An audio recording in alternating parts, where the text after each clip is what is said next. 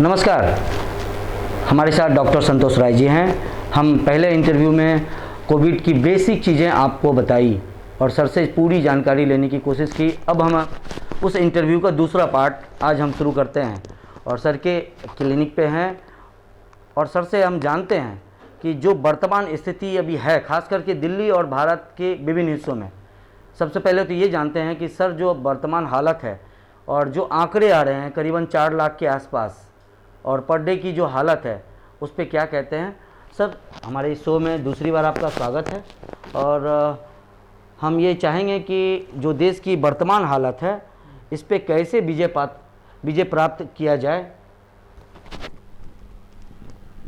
देखिए, मैं पिछले इंटरव्यू में पहले ही बोल चुका हूँ, स्पष्ट ध्यान रखे भारत की जनता, 2 गज की 3 गज की दूरी नहीं, कम से कम अब 6 गज की दूरी। क्योंकि पहले ये था कि भी ड्रॉपलेट इन्फेक्शन के कारण हो सकता है। ड्रॉपलेट इन्फेक्शन है क्या? यदि कोई कोरोना से का संक्रमित रोगी छींकता है, खांसता है, तो मुंह से या नाक से एयर ड्रॉप के रूप में सामने वाले व्यक्ति पर पड़ सकते हैं और वो थोड़ी देर हवा में रहता है, फिर गिर जाता है। अब क्या है स्थिति, ये है कि अब जो दूसरे भी जो नई स्टडीज आई है, यदि कोई संक्रमित रोगी यही छींकता है, खांसता है, तो उससे कम माइक्रोन के जो पार्टिकल्स हैं, ड्रॉप्स हैं, वो एयर में रहते हैं और काफ़ी देर बाद गिरते हैं।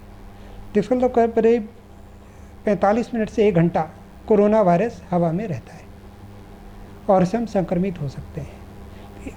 अतः प्रयत्न यही किया जाए किसी भी व्यक्ति से, चाहे वो संक्रमित रोगी सामने वाला है या नहीं है, वो आपको पता नहीं चलेगा। और हो सकता है कि प्रत्येक व्यक्ति कोरोना वायरस को लेकर घूम रहा हो, कैरियर हो, इसके लिए कोई पैमाना नहीं है। तो आपने कम से कम 6 गज की दूरी, 2 गज और 3 गज तो भूल जाए, इतनी दूरी बना के रखिए। तीसरा, आप मास्क पहने।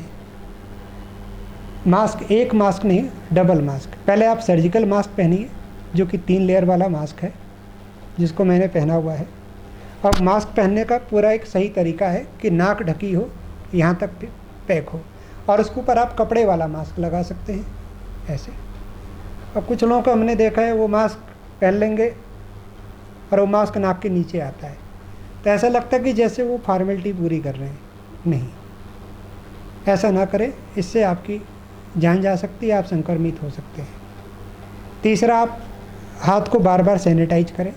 सैनिटाइजर नहीं है तो साबुन से हाथ धोएं या कोई हैंड वाश से उससे हाथ धोएं। स्वच्छता बहुत ज़रूरी है। सोशल डिस्टेंसिंग, दूरी, डबल मास्क और हाथ को बार बार धोना या सैनिटाइज करना, 3 बातें यदि आप अप्लाई करते हैं तो कोरोना से बचे रहेंगे। आप यदि एक मास्क, सिंगल मास्क पहनते तो 60% आपका बचाव होता है। डबल मास्क पहनते तो आप 90% बचते हैं। और आप दूरी बना के रखते हैं, हाथ सैनिटाइज करते हैं, तो 95 to 98% आपका बचाव होता है। ये बहुत बेसिक चीज़ें हैं और इसको आपने अप्लाई करना है। ये मैंने पहले भी कहा था, इसको अप्लाई करो और कोई मार्ग नहीं है। मृत्यु दर दिन प्रतिदिन बढ़ती जा रही है और मृत्यु दर बढ़ने का कारण है मिसमैनेजमेंट, अफरा तफरी और अफवाह। लोगों ने तो घर में ऑक्सीजन का काला बाजारी करके इकट्ठा करना शुरू कर दे, ऐसा कदापि ना करें। और अब तो ऑक्सीजन कंसनट्रेटेड भी आ गए, जो कि 20-25 हज़ार रुपये के होते थे, 1.25 लाख से 1.5 लाख 2 लाख रुपए तक के बिक रहे हैं। तो कृपया ऐसा करने से बचें। सर, ऐसा कोई भारत में अभी मेडिकल संस्था या कोई डॉक्टर आज के डेट में नहीं है जो ये कहें कि अगर किसी को कोविड हो गया है आज के डेट में, आज टेस्ट हुआ है और आज ये प्रूफ हो गया कि कोविड है और पेशेंट अभी नॉर्मल है लेकिन कोविड हो चुका है, उसे कैसे बचाया जा सके। जिस ढंग से सोशल मीडिया पे और मीडिया पे जिस ढंग से वायरल हो रहा है, लोग बता रहे हैं कि कोविड हो गया मतलब आपको मृत्यु तय है, तो ये कौन श्योर करेगा? भारत सरकार श्योर करेगी या कोई डॉक्टर बताएंगे कि नहीं कोविड होना मतलब मृत्यु है? कैसे कहें, इसको प्रूफ करेंगे? बच सकता है वो पेशेंट? देखिए, कई प्रकार के रोगी हम देखते हैं। 3 प्रकार के रोगी हैं कोरोना के। एक तो माइल्ड, मॉडरेट, सीवियर। माइल्ड का अर्थ यानी हल्के लक्षणों वाला, मॉडरेट यानी गंभीर, सीवियर यानी तीव्र। सबसे खतरनाक स्थिति सीवियर केस है। यदि कोरोना का कोई भी व्यक्ति आज संक्रमित हुआ है और 2 या 3 दिन बाद पता चलता है या RT-PCR जांच कराता है पॉजिटिव है, घबराए नहीं, सीधा डॉक्टर से सलाह करें और वो अपने आप को होम क्वारंटाइन कर ले। किसी अस्पताल में एडमिट होने की आवश्यकता नहीं है। उसके डॉक्टर यानी जो उसके चिकित्सक हैं उसको दवाइयाँ ऑनलाइन ही लिख देंगे, फिजिकल जाने की ज़रूरत नहीं है। RT-PCR जांच और जो रोगी के लक्षण हैं उसी पे ही मरीज़ की स्थिति का जायज़ा लेकर हम दवाएं लिख देते हैं। पहले 7 दिन बड़े क्रूशियल होते हैं, यानी पहले 7 दिन तक यदि मैं आपको और बता दूं, मैं एक दावा है मेरे पास यदि कोरोना पॉजिटिव का कोई भी रोगी पहले 7 दिन के अंदर आ जाता है, मैं गारंटी दे रहा हूँ, लिख के दे रहा हूँ, एफिडेविट देने को तैयार हूँ, वो तो ना तो मॉडरेट स्थिति में आएगा न वो सीवियर केस बनेगा। उसको ऑक्सीजन सपोर्ट या वेंटिलेटर पे जाने की आवश्यकता नहीं पड़ेगी। ये मैं लिख के दे रहा हूँ, प्रमाणित करता हूँ किस तरह का रोगी मेरे पास आता है पहले 7 दिन के अंदर। 7वें दिन के बाद 8वें या 9वें 10वें दिन आता है तो मॉडरेट केस में जा सकता है, इसकी कोई गारंटी नहीं है। लेकिन यदि मेरे पास 8वें 9वें 10वें दिन आएगा तो उस केस में भी मैं मेहनत करूँगा, मेरे को फिजिकल देखने की आवश्यकता, केवल ऑनलाइन उनको मैं मेडिसिन बताऊँगा। यदि उसका ऑक्सीजन लेवल गिरती है तब हम ऑक्सीजन सपोर्ट के लिए उसको एडवाइस करेंगे। यदि उसका SpO2 यानी ऑक्सीजन सैचुरेशन लेवल 95 या 93 से नीचे जाता है तब हम उसको ऑक्सीजन सपोर्ट के लिए कहेंगे, अन्यथा वो घर पे ही रहे।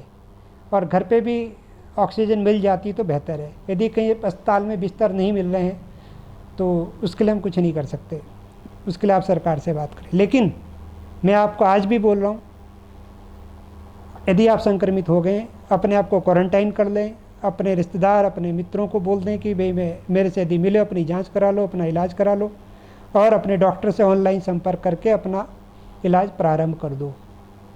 और यदि कोई मेरे से भी रोगी मिलता है तो मैं उसको आश्वासन देता हूँ कि वो मॉडरेट और सीवियर केस नहीं आएगा, उसको ऑक्सीजन सपोर्ट की आवश्यकता नहीं पड़ेगी, वेंटिलेटर की आवश्यकता नहीं पड़ेगी, ठीक हो जाएगा घर में रहकर। मैं आज भी खुले रूप से बोल रहा हूँ, चैलेंज कर रहा हूँ, यहाँ तक कि मैंने अपने मरीजों को मैं रेमडेसिविर जैसी दवाएं भी नहीं लिखता हूँ। मेरे कई रोगी बिना रेमडेसिविर के ठीक हो रहे हैं। आपका जो चैलेंज करना है कि 7 दिन, कोविड के 7 दिन अगर ठीक से ट्रीटमेंट लिया गया और आपके बताए सिस्टम से वो अगर मेडिसिन लेता है और पालन करता है तो उस पेशेंट को आप बचा सकते हैं। आपका ये चैलेंज है। ये चैलेंज आप किस बेस पे बता रहे हैं, किस मेडिसिन के बेस पे बता रहे हैं, या रूटीन मेंटेन करने की बात बता रहे हैं, या आपके द्वारा वो इलाज लेते हैं, ऑनलाइन भी आपसे बात करते हैं तो आप उनको ये सियोरिटी कर पाएंगे? उसके ऐसे क्या सियोरिटी है, क्या ऐसी आप नियम अपनाने जा रहे हैं जिससे आपको लगता है कि पेशेंट को मरने से बचा पाएंगे? मैं अभी भी दावा से कह रहा हूँ कि यदि रोगी मेरे से 7वें या 8वें दिन भी संपर्क कर लेता है ऑनलाइन, उसकी स्थिति को हम गंभीर होने से बचाने का आश्वासन देते हैं, न तो मॉडरेट और सीवियर केस नहीं बनेगा। मैं लिख के दे रहा हूँ। 7वें दिन भी मेरे से संपर्क कर लेता है, एक सिंपल सा ट्रीटमेंट गाइडलाइन है, उसको मैं फॉलो करूँगा, उसको लिखवाऊँगा। मरीज़ का हमें वजन चाहिए, मरीज़ की हमें प्रेजेंट हिस्ट्री चाहिए, मरीज़ का पुराना इतिहास चाहिए, मरीज़ को यदि डायबिटीज़ की हिस्ट्री है, हाइपरटेंशन की हिस्ट्री है तो उसका अलग ट्रीटमेंट गाइडलाइन है, डायबिटीज़ वाले की अलग है। और यदि कोई उसकी कोई प्रीवियस हिस्ट्री है, ब्रोंकियल अस्थमा है, निमोनिया है और कोई और हिस्ट्री है, अदर लंग्स डिजीज है तो उसकी अलग ट्रीटमेंट गाइडलाइन है। हम जो भी ट्रीटमेंट करेंगे वो अकॉर्डिंग टू सिम्टम्स यानी लक्षणों पर आधारित ट्रीटमेंट होगा और उसको हम मरने से बचा लेंगे। ये मेरा आज भी दावा है, बशर्ते यदि वो मेरे पास 7वें मैक्सिमम 8वें दिन भी संपर्क कर ले। इतनी बड़ी बड़ी हॉस्पिटल है देश में, एम्स है, RML हॉस्पिटल है, दिल्ली की कई बड़े हॉस्पिटल है, गंगाराम हॉस्पिटल है, वो साफ कह रहे हैं कि हम सिर्फ पेशेंट को जो उसकी बेसिक इलाज है वो दे पाएंगे, बाकी जो ऐसी कोई मेडिसिन नहीं आए कि हम इस बीमारी से उनको निजात दिला सकते हैं। देखिए नीरज जी, मैंने आपको पहले ही कह दिया है, कोरोना की कोई मेडिसिन नहीं है, कोरोना वायरस के लिए जो इलाज है सिम्टोमेटिक है, यानी लक्षणों पर आधारित है।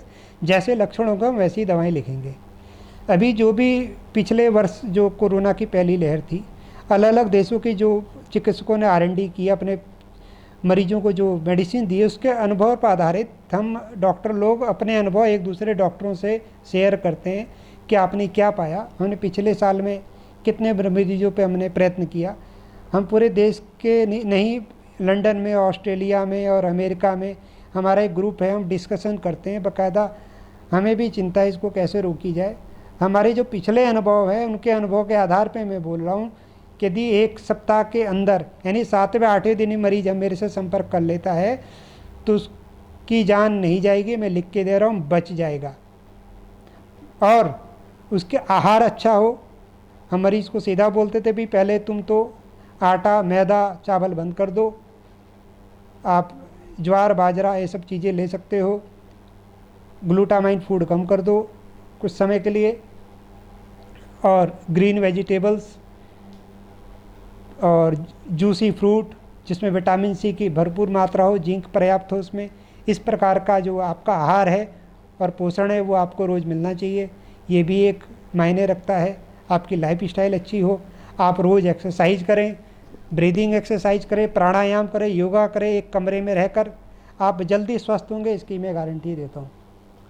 सर, आज की डेट में जिस ढंग से मेडिसिन को लेकर मारामारी है मार्केट में, और विभिन्न तरह के मेडिसिन प्रयोग किए जा रहे हैं कोविड को लेकर के, और एक भागदौड़ मची हुई है, जिसको देखो वो मेडिसिन लेने के लिए लाइन लगा हुआ है, और ब्लैक रेट में, काला बाजारी के रेट में वो मेडिसिन उठाता है और घर में ले जाता है। ये सारे मेडिसिन किन किन स्थिति में पेशेंट के ऊपर प्रयोग करने चाहिए, और उसका मात्रा क्या होना चाहिए, और करना चाहिए या नहीं करना चाहिए, ये सारी बातें एक बार आप मेडिसिन के नाम के साथ और पेशेंट की हालत और उनके वजन के हिसाब से थोड़ा सा गाइड करें। अब मैं आपको एक उदाहरण दे रहा हूँ। कुछ डॉक्टर डेक्सामेथासोन जो कि एक स्टेरॉइड है, प्रेडनिसोलोन है, वो भी एडवाइस कर रहे हैं। मिथाइल प्रेडनिसोलोन है जो कि मेड्रॉल या अन्य नामों से मार्केट में बिकती है। मैं बड़ा अचंभित हूँ, बड़े से बड़े अस्पतालों में अच्छे अच्छे डॉक्टर मेरे से बहुत सीनियर हैं, मैं उनके बारे में बोल भी नहीं सकता, मेरे से ज़्यादा उनको अनुभव है, काफ़ी सालों का एक्सपीरियंस है। कुछ तो प्रोफेसर्स हैं, कुछ HODs हैं।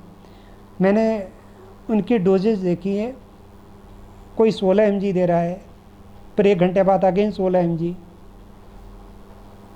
वो किस आधार पे वो डोज लिख रहे हैं? और कुछ डॉक्टर को देखा वो अपने मनमाने तरीके से सुबह शाम दे रहे हैं। जबकि मैंने अपने पिछले जो अनुभव हैं, और ऑस्ट्रेलिया में, इंग्लैंड में और इटली में और कुछ अमेरिका में, हमारे कुछ इंडियन डॉक्टर्स का एक समूह है, हमने डिस्कशन किया। तो मेड्रॉल की एक निश्चित डोज दें बॉडी के हिसाब से, कम से कम यदि मॉडरेट केस है तो 1 मिलीग्राम पर किलोग्राम बॉडी वेट से, यदि सीवियर है तो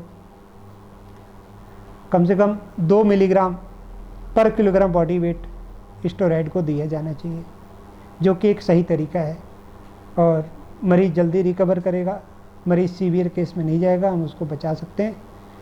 कृपया डोज को स्टडी के लिए, कई डॉक्टर से मेरी बहस भी हुई तो उन्होंने बोला कि आपने कहाँ से स्टडी किया है। तो मैं कहता हूँ आप अपना अनुभव बता दो कि किस किताब में लिखा है।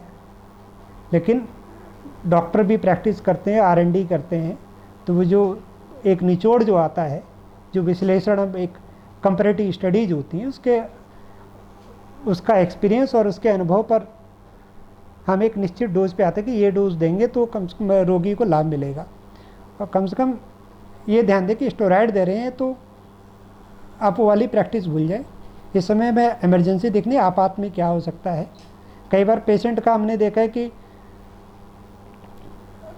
SpO2 लेवल 20, 30, 40 हो गए, पेशेंट के जाने के चांसेस ज़्यादा होते हैं। क्या करेंगे? तत्काल हम कॉर्टिकोस्टेरॉइड, कॉर्टेज जैसे करीब 400 से 500 मिलीग्राम इंजेक्शन तत्काल दे सकते हैं उसको, ताकि उसकी जान बचाई जा सके। सर, खास करके जो अभी हालत हम दिल्ली में देख रहे हैं, जिस ढंग से हालत बनी हुई है कि अब हॉस्पिटल में लोग अपने पेशेंट को भर्ती नहीं कराना चाहते हैं, और जब पेशेंट की हालत देखते हैं तो हॉस्पिटल ले जाने को मजबूर हो जाते हैं। ऐसी स्थिति में जो पेशेंट है उसका परिवार करे तो क्या करे? जो रोगी का परिवार है उसका RT-PCR पॉजिटिव है और स्थिति और गंभीर है, तत्काल HRCT कराए।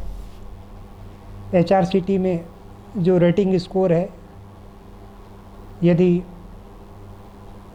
10 या 12 से ज़्यादा तो स्थिति मॉडरेट है और उससे ज़्यादा तो सीवियर है। तत्काल एडमिट कराए किसी भी अस्पताल में, क्योंकि उसको तत्काल ऑक्सीजन सपोर्ट की आवश्यकता है। स्थिति और जब गंभीर हो जाती है तो उसको वेंटिलेटर पे रखना पड़ता है। इसके अलावा और कोई विकल्प नहीं है।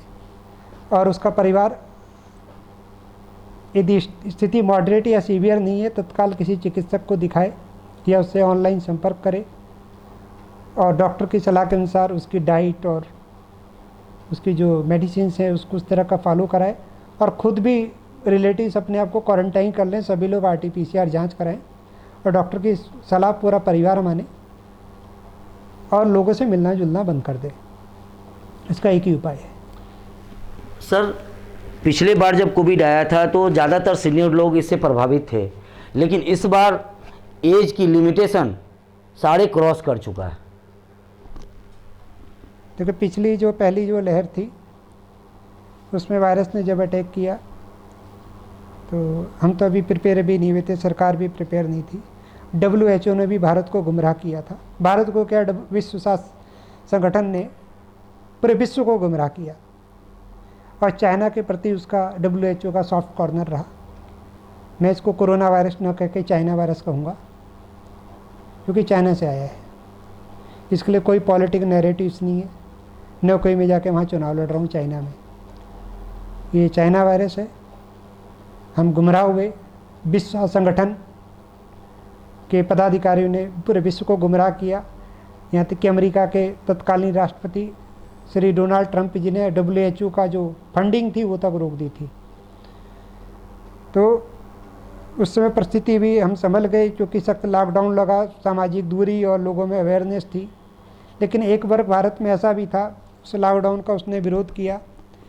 सोशल मीडिया में फर्जी वीडियो और लेक्चर डाले जाने लगे। फेसबुक पर, यूट्यूब पर, व्हाट्सएप पर ग्रुप बनाए गए कि कोई कोरोना नहीं है, एक सिंपल सा फ्लू है, ये पी लो, वो पी लो, फलाना पी लो। इस तरह के एक क्वैकरी प्रैक्टिस प्रचारित की गई। एक माननीय उसमें कोई डॉक्टर भी थे, उन्होंने तो लेक्चर दे डाला कि मास्क ना लगाएं, ये तो नुकसान करेगा। सरकार ने ऐसे लोगों पर एपिडेमिक एक्ट के तहत कार्रवाई नहीं की। फिर उन्होंने ही कोरोना वैक्सीन के विरुद्ध एक अफवाह फैलाई कि कोरोना वायरस डाला जा रहा है हमारे शरीर में। तो इस पर सरकार को कार्रवाई करनी चाहिए थी। लोगों में भय पैदा किया गया। अब इस समय की जो दूसरी जो लहर है, इसमें कोरोना वायरस का स्वरूप बदल चुका है। वायरस म्यूटेंट हो चुका है और इसमें स्थिति बहुत गंभीर है। पिछली स्टडीज़ और इसमें की स्टडीज़ में बहुत अंतर है। लेकिन कुछ रिपोर्ट्स आ रही हैं कि हमारी भारत की जो कोवैक्सीन है डबल म्यूटेंट पे भी अच्छा काम कर रही है और उसके अच्छे रिजल्ट है। शरीर में इम्यूनिटी डेवलप कर रही है डबल म्यूटेशन के विरुद्ध भी। और अतः मेरा यही आग्रह है भारत के सभी समस्त नागरिकों से, 18 वर्ष से ऊपर आयु के जितने भी नागरिक हैं, अपना व परिवार के समस्त सदस्यों का टीकाकरण अवश्य कराएं।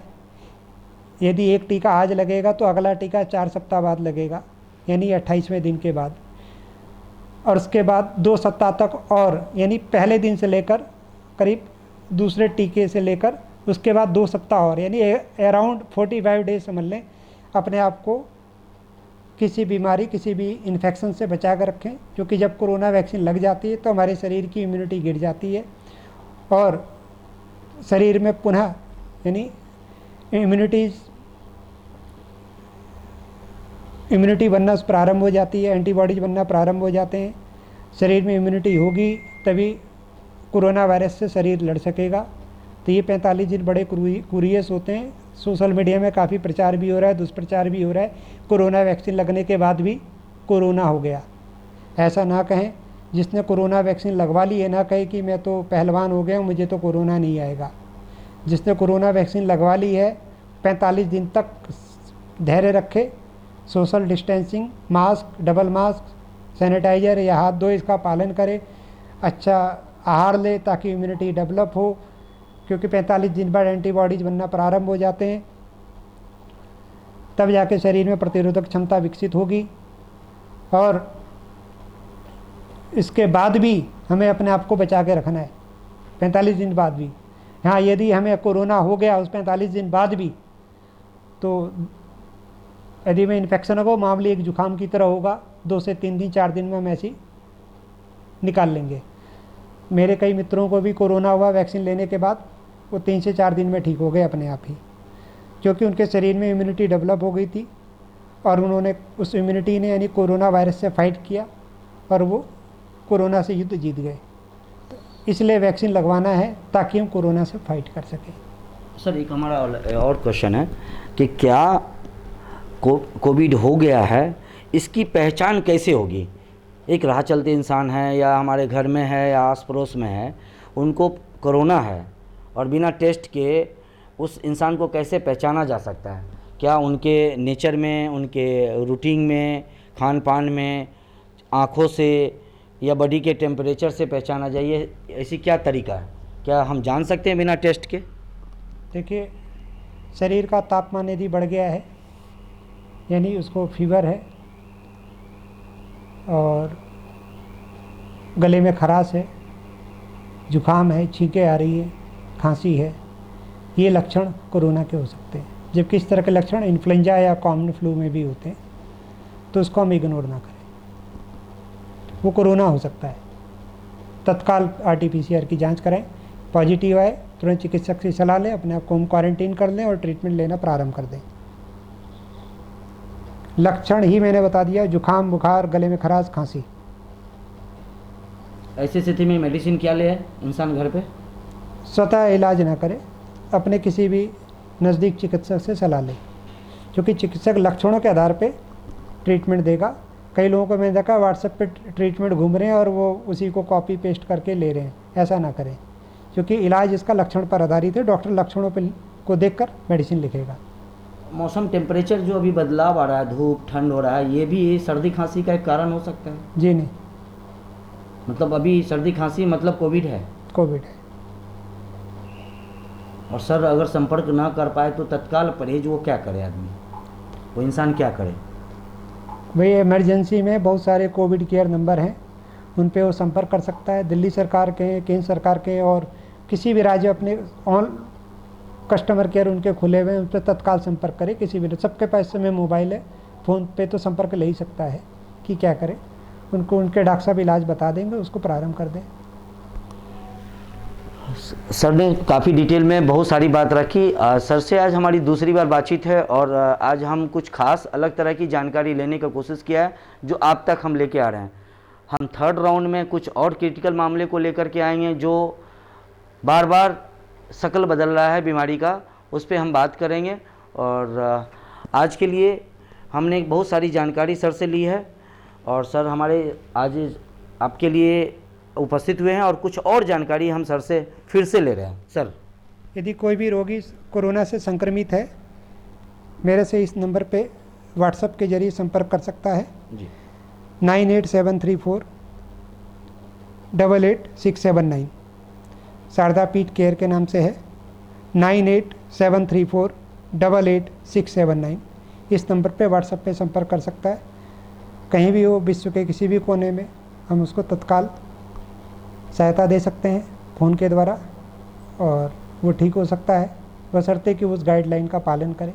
ये कॉल करने का समय कितने बजे से कितने बजे हो सकता है? यदि मैं फ़ोन नहीं उठाया तो मेरे सहायक फ़ोन उठाएंगे, वो आपको सलाह देंगे। तो हमारे साथ थे डॉक्टर संतोष राय जी, जो कोविड से रिलेटेड बारीकी से और पूरी जानकारी आप तक पहुंचाने का इन्होंने काम किया और हम देश की विभिन्न आम जनता तक वो सारी सूचनाएं पहुंचाने की कोशिश करेंगे। मैं रवि नीरज, डीडी दूर देहात न्यूज़ के लिए हमारे साथ थे डॉक्टर संतोष कुमार रॉय दिल्ली से। नमस्कार सर, नमस्कार।